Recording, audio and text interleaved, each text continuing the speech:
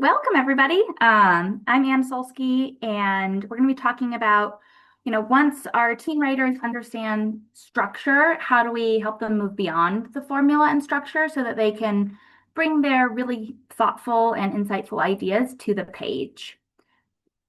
I am Anne Slusky. I live in Denver, Colorado. I currently teach 7th and 8th grade ELA. I spearhead writing instruction on my campus, and at my district level, I build curricular materials and instructional materials to help students and teachers build their writing toolbox. I am also a Substack writer, so if you want to check out my Substack, I'd love to see you. In our post-COVID years, my school has been able to earn what the state of Colorado refers to as blue ELA data, meaning students are exceeding expectations in our state exam. And last year in particular, my school led our district in ELA growth, and our 8th graders led our state in ELA growth for several subcategories, including our Black students and our minority students. And in the world of literacy instruction, a lot of things have to go right to be hitting high achievement and high growth data. And I think one of the things that we're getting right is the way that we are approaching writing systematically in our school. And I'm really excited to share that with you all today. Candidly, as I'm presenting, I do not have eyes on the chat at all. And so if you put something in there, you can assume that Lauren is catching it and I am not. So thank you to Lauren for being my tech help. And let's jump into what we're going to be talking about today. So my hope is that at the end of our session, you leave with a concrete framework for analytical thinking that helps students think more analytically so they can write more analytically. And this will help them move past formula, summary, and those very repetitive paragraphs that we've seen. We're going to start by grounding in a core text that will guide us over the course of our session and a problem of practice. And then we'll look at the framework for analysis. I'll share a bunch of examples that kind of bring it to life. I'll talk about the ways that I've implemented it over the course of a school year and also in a 6, 7, 8 progression. And we'll wrap up with questions and answers. So let's go ahead and jump in.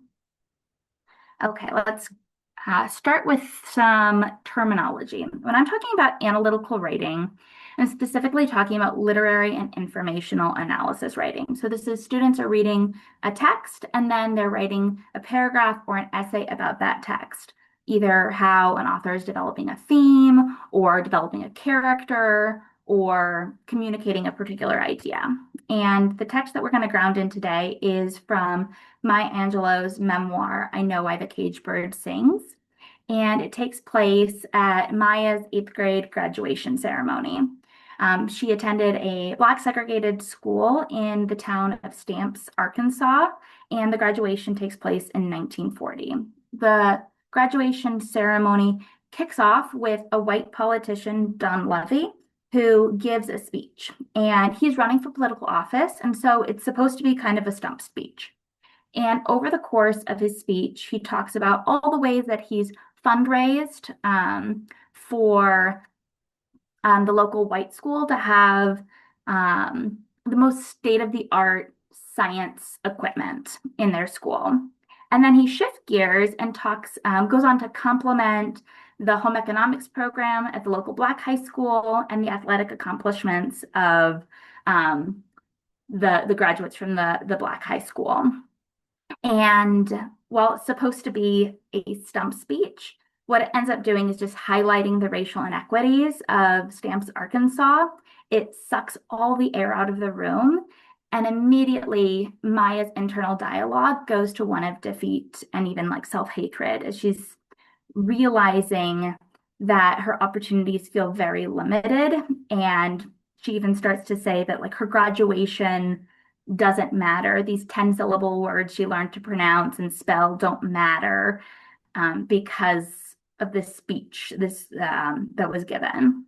And so she kind of immediately internalizes what Don Levy has said.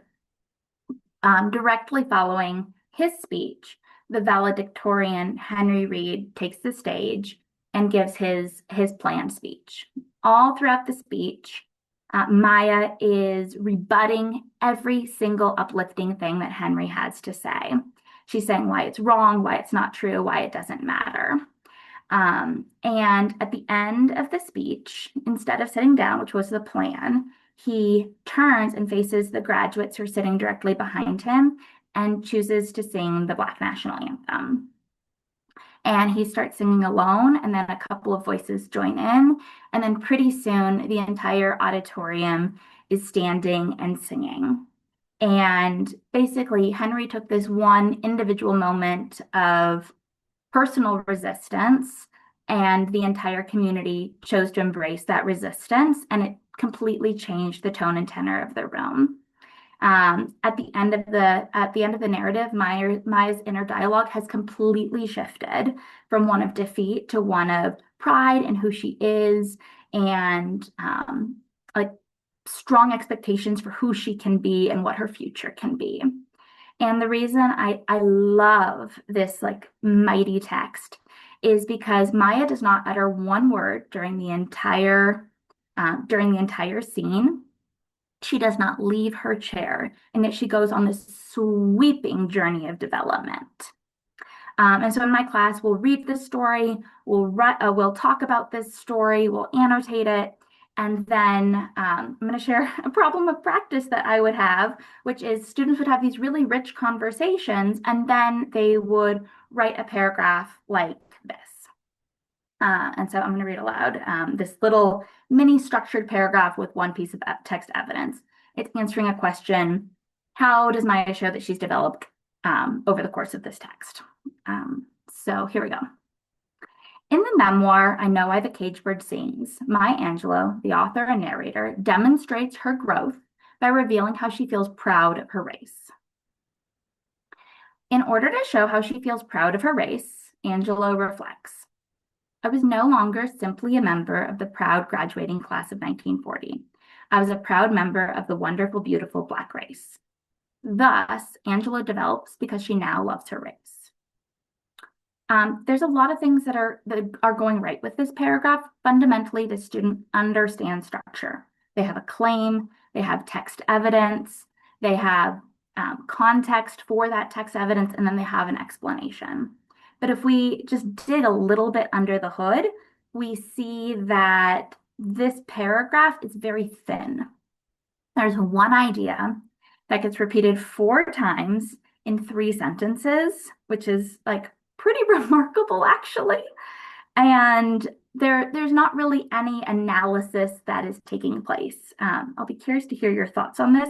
My husband is really trying to make the word banalysis happen, which is when students are trying to write with analysis, but they're not saying anything. Banalysis. If you like banalysis, please let me know.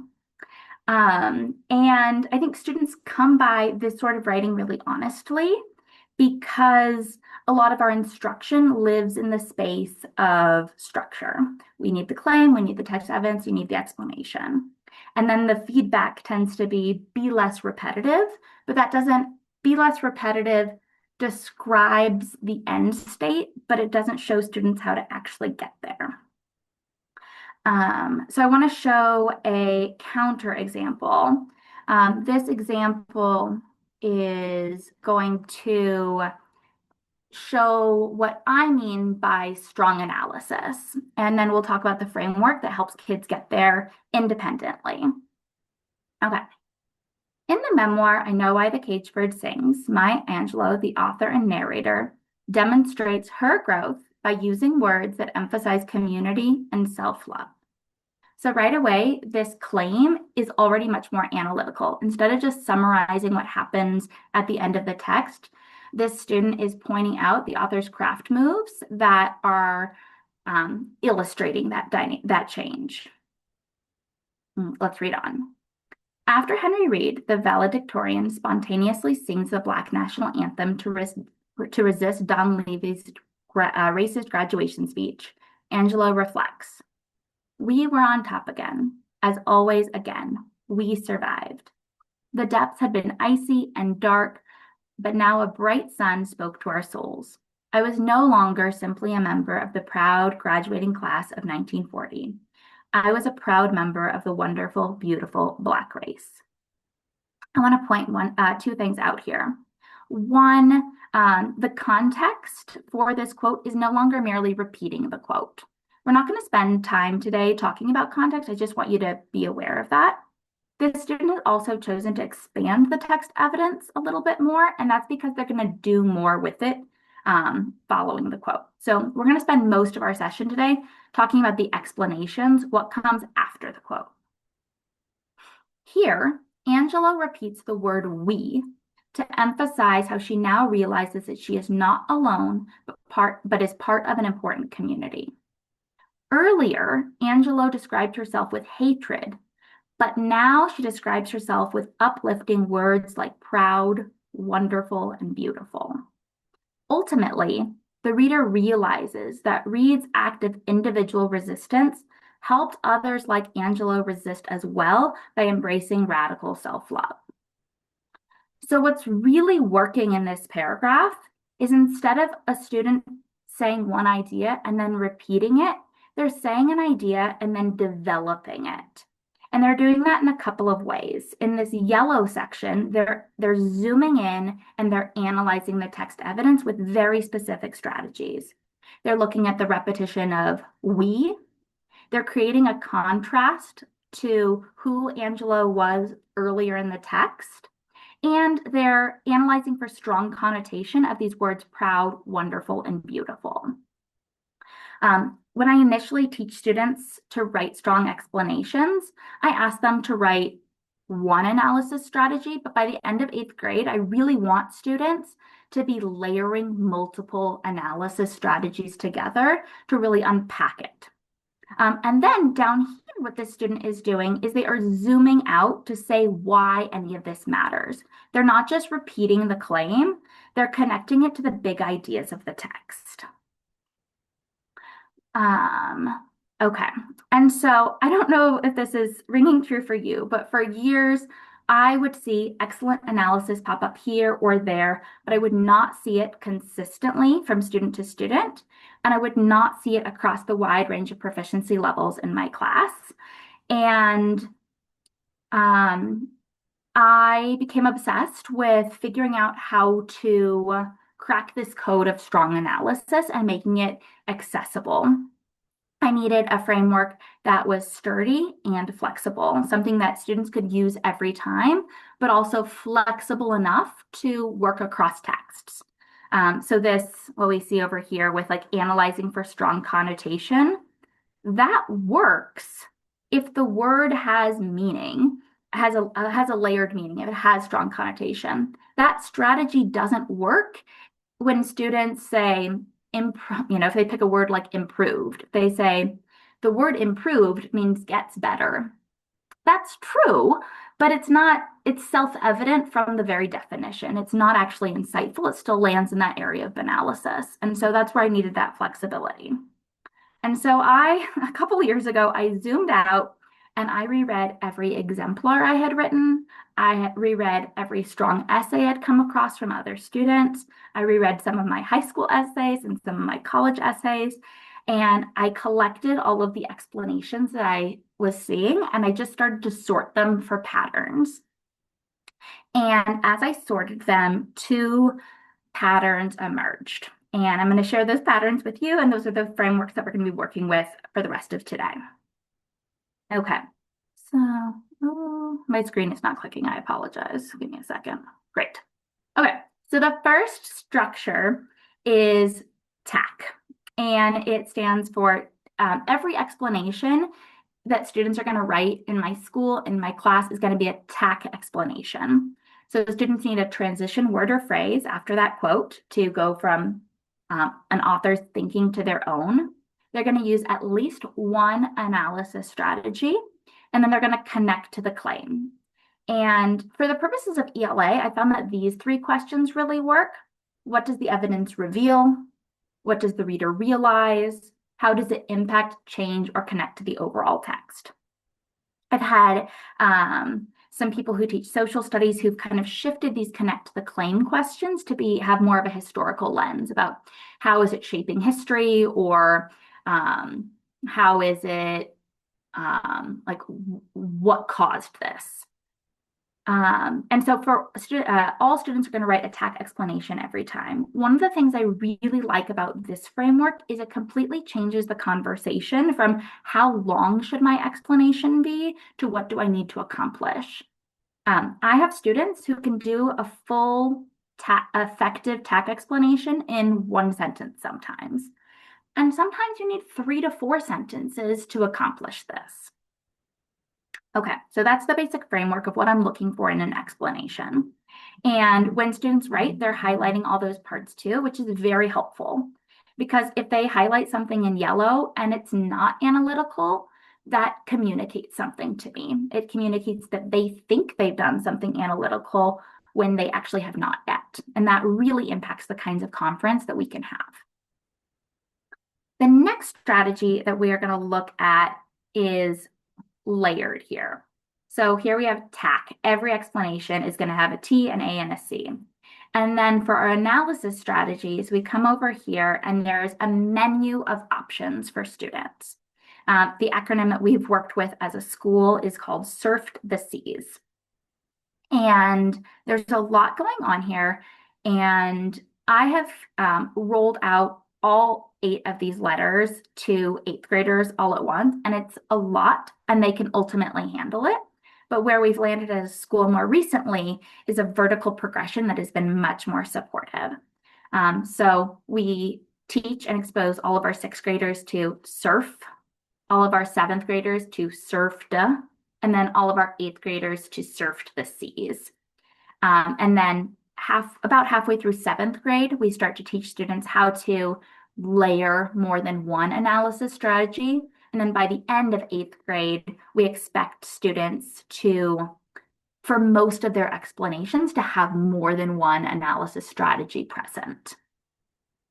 I'm going to quickly go through these acronyms, and then I have a bunch of examples that are going to bring them to life in a much more effective way. So S is that strong connotation, a word or phrase with a layered meaning.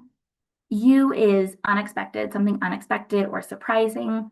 R is repetition. That could be repetition of an idea or a phrase, or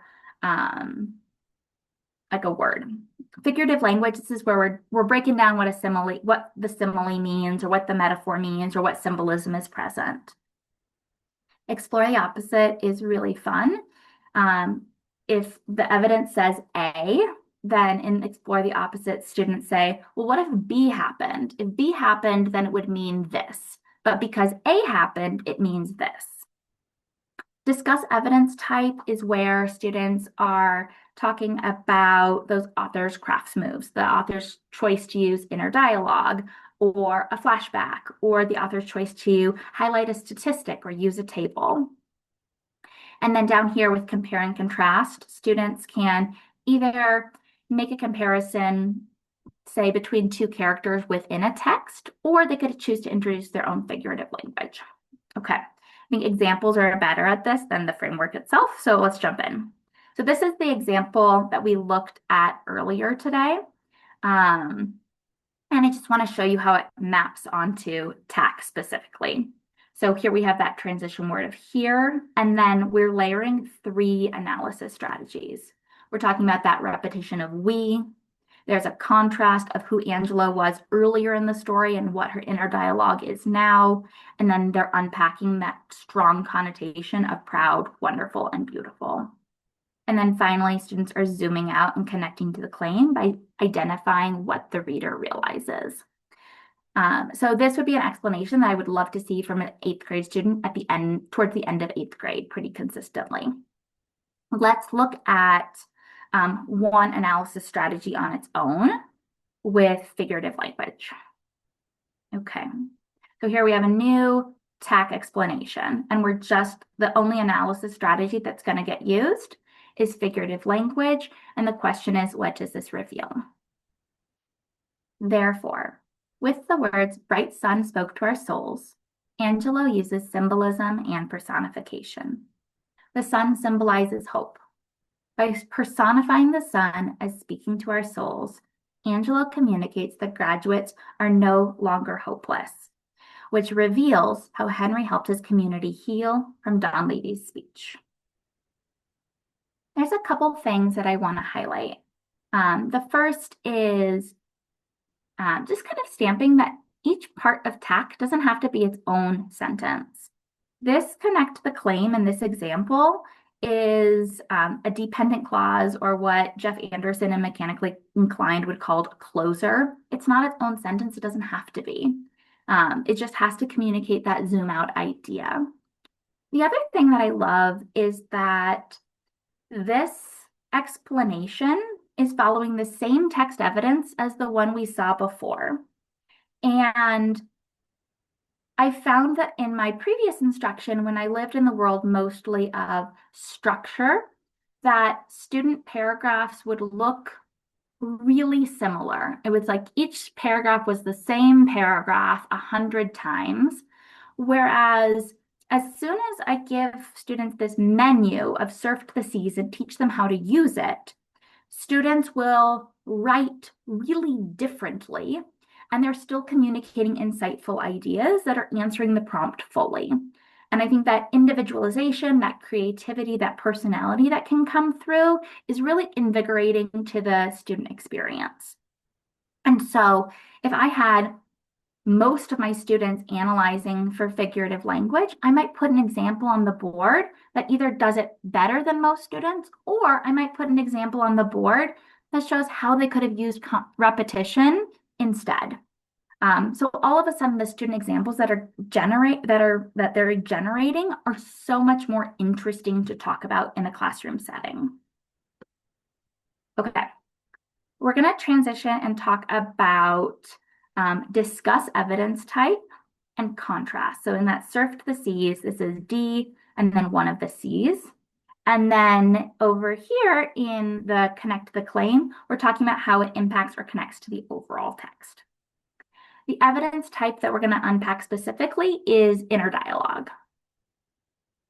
Thus, Angelo uses inner dialogue to show how she has changed during the story. Initially, Maya thinks mostly in I statements, but now she describes herself as part of a we. She no longer feels hatred for her race, but instead feels hopeful and victorious. So we're unpacking that inner dialogue, and then we're adding an additional layer of analysis with contrast. This evidence impacts the overall text because Angelo's development demonstrates how Henry Reed's initial courage helped his community heal. Okay, let's look at another example. Okay, guys, these are my two favorite analysis strategies. We're going to talk about what is unexpected. This is such a powerful strategy because it trains students to pay attention to their own emotional state while they are reading, and then bring that into the writing that they are doing. To notice something unexpected or surprising is to have a reaction, and that reaction is worthy of writing about. And then with explore the opposite, kids love this one because it's a little bit naughty. Instead, I think they've been so trained to break down what is in the text evidence. And this says the text evidence matters, but you can also think beyond the text evidence to make your point. Let's look. Clearly, the words turn his back and sing are surprising because singing was not part of the plan, and conservative and proper Henry Reed normally follows the rules in the plan. So that's that unexpected part. And then with this if, we get into explore the opposite. If Reed had chosen not to sing, then Don Levy's racist message would have lingered in the hearts and minds of the graduates. But because Reed boldly chose to sing, he was able to set things right. The reader understands that the growth Angelo experiences is directly related to Reed's unexpected and courageous, I think it says choice, it's covered up for me, choice. Okay, we're going to talk a little bit about compare and contrast. And then we'll have talked about all of Surf to the Seas. And students can certainly compare and contrast within the parameters of the text, like we talked about earlier. Earlier, Angela described herself with hatred, but now, da da da da da da. That is totally fair. However, this is also a space for students to introduce their own figurative language.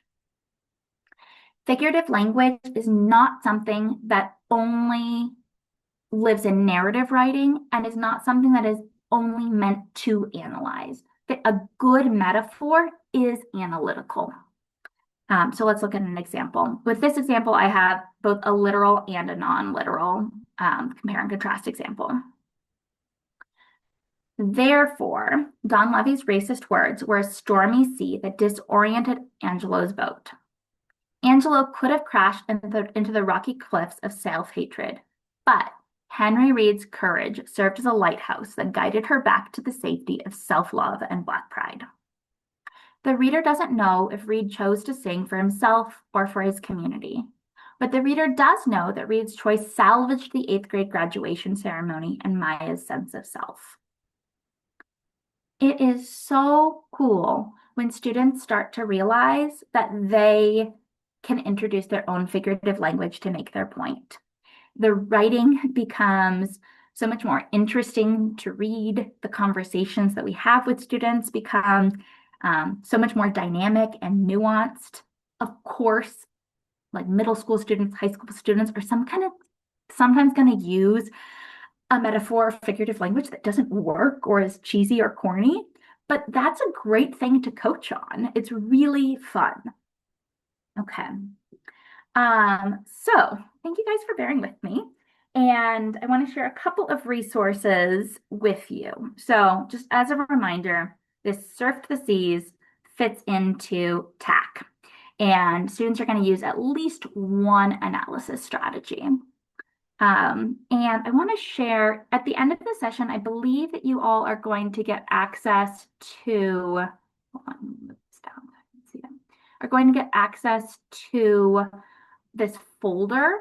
And in the folder, I have my slides, but I also have this resource. And for my students, this resource is printed out. It is glued into their writer's notebooks. It lives on their desk while they write. They're guided by these micro exemplars. And so this first one is, okay, what does TAC stand for? What are the 3 connect to the claim questions? And then for each letter of Surf to the Seas, there is a sentence pattern, and there's a literary example and an informational example of what that looks like in practice. A quick note on sentence patterns. Sentence patterns are always supposed to be a starting place. The student can follow them exactly, but they also are free to modify them, shift them around, and do something different. What really matters is that the thinking of analyzing for strong connotation comes through. So that's this first resource in this document that you'll have access to. And then the second is this discuss evidence type. This D of Surf to the Seas gets really broad really fast. And I found that these are very helpful tools for students to have. You might analyze for how an author analyzes for inner dialogue or how an author is using a flashback. Alternatively, for informational texts, you might talk about how they're using statistics or historical example or a counterexample. And these are all examples that kind of bring those to life. So you'll have access to all of those tools. So a couple of things. So we have this progression from 6th, 7th, and 8th grade, where 6th graders are saying surf only, and 8th graders are saying surf to the seas and are expected to layer these analysis strategies. But we also want a gradual release over the course of the year. At the beginning of the year, when we were working with Surf to the Seas, students have their notebooks on their desk, they have their sentence patterns, they have their examples, and they're using them really actively. And by the end of the year, students need to be able to sit down and write a full essay with only a blank piece of paper, no resources. And so I want to talk about how we get that gradual release, how we achieve that gradual release. We'll even click. Okay. Okay, so the first thing is I talked about that notebook resource. The first day that we're talking about TAC and Surf to the Seas, we are living in the world exclusively of examples. We are identifying, um, they get their notebook resource, we annotate it together, and then in their classwork, they're reading examples of TAC explanations. They're highlighting them purple, yellow, and green. They're identifying what analysis strategies they're saying. I'm just wanting them to pay attention and be able to notice what is happening before they write. So that's one day. And then the next day, we start to annotate with surf the seas in mind. So I have a little notebook example here where like students have surfed the seas, they have a text, and there'll be an annotation like, oh, trembled has a strong connotation of scared. Trembled like autumn leaves, that's a simile. And so students are starting to notice what they could analyze for later. What it also means is that students are much less likely to pick text evidence that has nothing to talk about. You know, that text evidence that perfectly matches the claim, but doesn't build the claim. So we'll annotate together, and then we start by just writing together. We'll look at the prompt, and then we'll write a full mini paragraph together. I plug in my computer. I do it from the back of the room so I can see all of their screens, and we'll talk aloud and we'll write together. And that's day 2. And then from there, we kind of go back to regular ELA class where we're reading texts, we're annotating with surf the seas, and we're writing. And the expectation is that we're going to write TAC explanations with our sentence pattern, with our examples, and we'll do a lot of writing in partners. As they're writing in partners, I'm looking around the room for common trends. Is everyone analyzing for what's unexpected, but this one kid analyzed for figurative language? How can I kind of push their thinking? And over the course of the year, I expect students to write more independently, but talking and writing with a partner like this is very helpful. Hold on, I actually want to, okay, yeah. This is TAC and Surf the Seas starts to impact how students do their planning.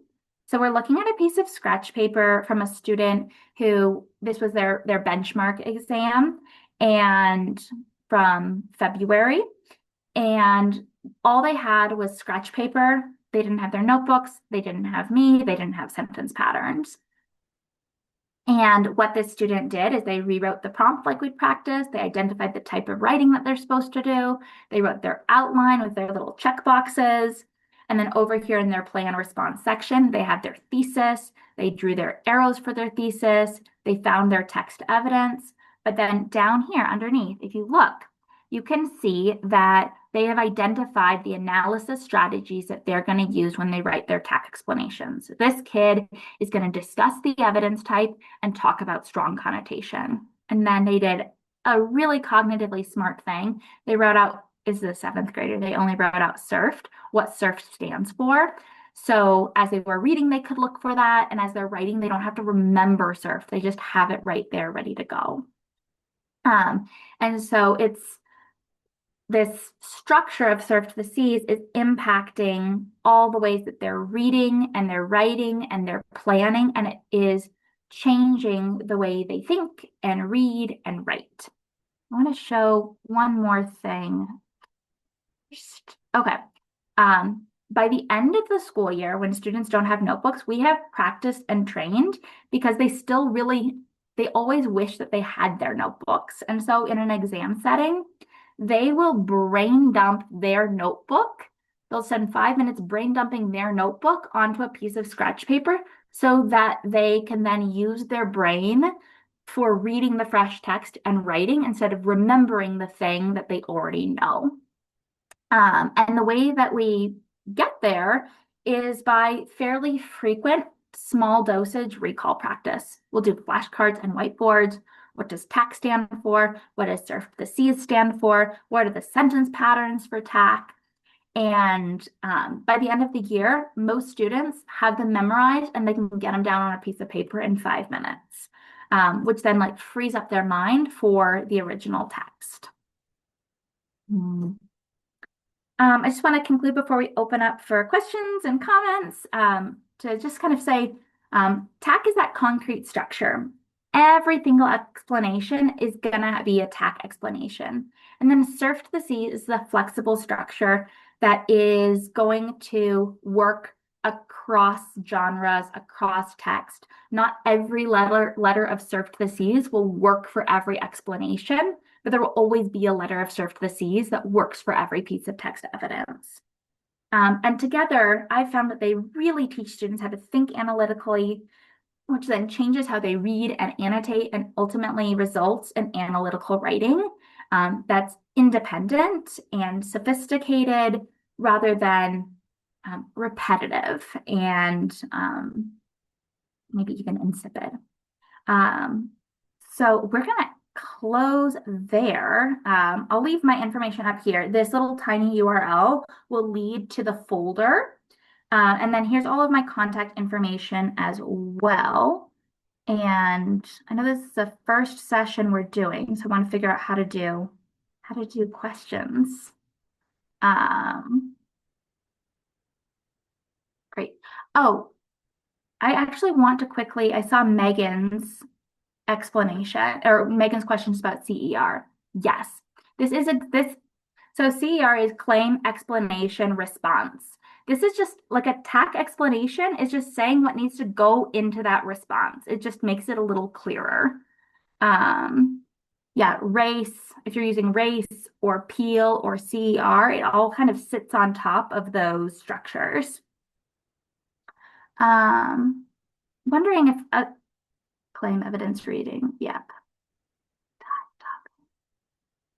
I'm wondering what the best way to do questions is. Do people want to just drop their questions in the chat? Or if somebody has more of an extended question, come off mute and we can kind of have a bit of a discourse. Hi. I had some that were in there, and I know somebody else was like, yo, ditto, yes. One of the things we were wondering about is the types of prompts or the questions that you ask students to solicit these kinds of responses. Mm-hmm. So I think what I'll often do is we'll pre-conference before they write and we'll like look at the prompt. And so like we're saying, well, let's say the prompt is like talk about how Maya has developed and grown. And we'll talk about if we're going to use one piece of evidence or two pieces of evidence. If we're going to use two pieces of evidence, we want to show an example from before she has grown and then an example from after she's grown. And then we'll kind of, after we've selected that evidence, we'll look at it and we'll say, okay, what surf the seas strategies could we use here? What are we noticing in this text? And so I'll generally have them turn and talk with a partner, we'll share out. And so they kind of select their strategies before they go to write. Does that answer your question? Um, in a way, Yeah. I think it's because of the way I do things. Somebody just popped up a question that might help us. It asked, what kind of benchmarking or what curriculum are you using? And is that system part of something internally created or they give you? So when you say you unpack the prompt, where are your prompts coming from? I know that's what I Got it. was asking. Yeah. Okay. Okay, great. My prompts are coming from a couple of places. One, we use the Achievement Network's benchmark exams for our quarterly benchmarks. And then we also have access to all of like the state test sample prompts. And Uh-huh. so I'll kind of, sometimes I'll mirror them exactly. And then sometimes what is happening in a text doesn't perfectly align with one of those prompts, and the thing that they need to be writing about is slightly different. And so sometimes I'll cater the prompt to, what is the big idea that I need students to be getting from this text?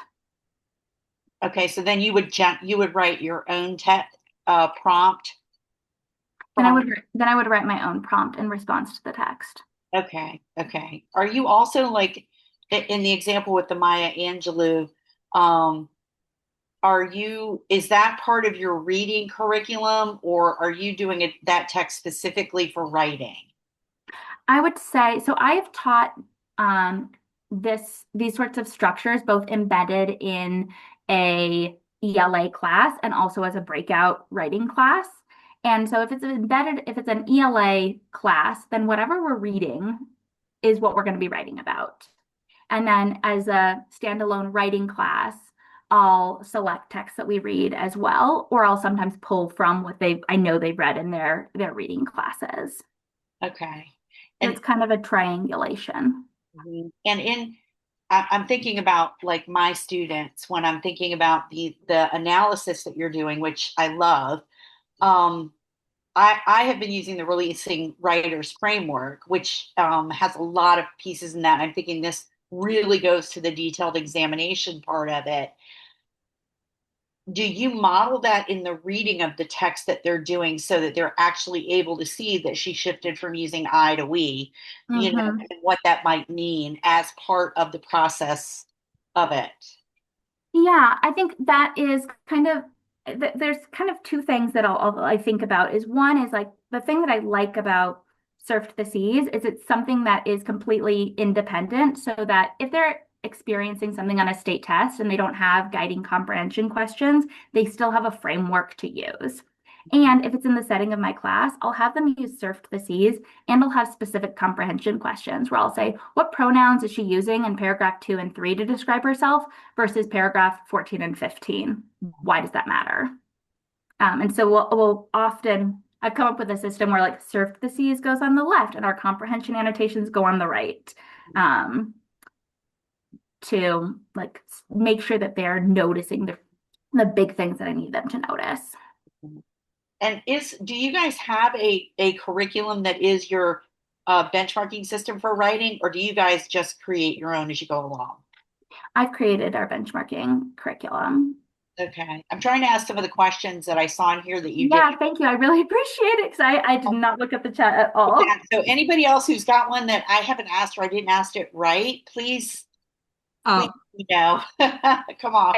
I do want to just jump in really quick. We have about 3 or 4 minutes left, but feel free to Yeah. keep asking questions. Yeah. uh, Hi, Anne. Thank you so much. As Susan said, this is amazing. The difficulty is when you're within a setting where, and I think this is where Susan is coming from, Mhm. where we cannot deviate. So I hear you saying things like, additional writing time or anything like that. We don't have that in New York City, in Mhm. our district. We don't. And we are unfortunately micromanaged. So we have to stick to the curriculum. We've changed three in the last year. Yeah. I don't know, Susan, we've used EL, LDC. Some of the language that you're using comes from each, like the bits and pieces of all of that. I'm as you're talking, I'm trying to figure out how I can implement some of this. Unfortunately, I teach kids I'm the special education ICT teacher, and so this is a lot of information. Mhm. This would take like an entire year to cover for them to just for them to remember all of these acronyms and all of that. However, it's very difficult to implement something like this, specifically when we're told we can only use a thinking map for the kids to, you know, show their thinking. We can only use the race strategy. Mhm. So I'm hoping that I can convince Yeah. I think or there's, try, yeah, but I mean, it's and the level of vocabulary that your students are writing, like my students are nowhere near there, even in eighth yeah. grade. They don't Yeah. have that vocabulary, language structure they don't have. So we are starting at the sentence level when they come in sixth grade. What's a verb? What's a Yeah. noun? That's, Yeah, but that's thank where you. we start. A lot of information to unpack. Thanks. Yeah, I think I think that it's not different than race. It's like building out race. And then as I'm thinking about working with like multilingual populations or special education populations, I would just like scale it back and say, we are only going to look at these two letters. And when we have these two letters down, we'll introduce the next one. But get to success. And then I saw one more. And then for thinking maps, my thought is thinking maps are so good for comprehension, but they're not always good for that, like adding your own interpretation, which is what they're expected to do. Um, and then my final thing, I love Molly's comment. Molly, I'll send you a message one-on-one, but I really want to respect our end time. I would love to hear from you guys. Send me an email or a Substack message. And I hope this was helpful to folks.